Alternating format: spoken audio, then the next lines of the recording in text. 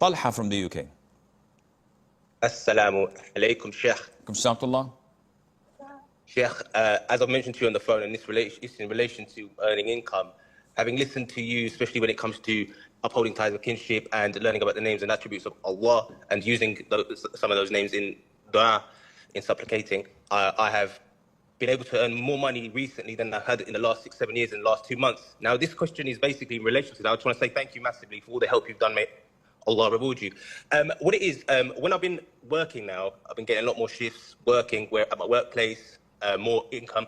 I still pray on time, but through earning that income, it's been one of them where, because we're so focused at working, a busy environment, we can't focus on Allah as much, because obviously working in a hospital, dealing with so many patients coming in and out. I wanted to ask you, as somebody who, from you mentioned that you've worked in HR and you've worked as a teacher, obviously there will be times when you were working as well. Is there anything you would advise in terms of when we're working, when we're trying to earn income, where we don't get distracted by that? Yes, we still pray, but we still feel like because we're focused on the work, it's pushing us away from remembering Allah. May Allah reward you for everything you've done, Sheikh.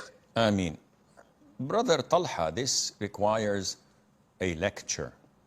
But in a nutshell, you cannot be distracted from remembering Allah when working, even if you're working in the medical field or in the ER, because a true Muslim who had studied the beautiful names and attributes of Allah, who had done his due diligence in ibadah, and who's observing to the best of his ability Allah's commands and refraining to the best of his abilities from haram, such an individual views everything in life as a form of ibadah.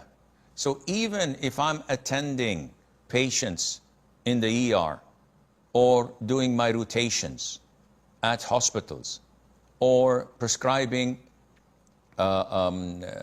medication, or I'm in pathology, or I'm in here or there, everything I do it for the sake of Allah. I see the benefits, the blessings and favors of Allah upon me.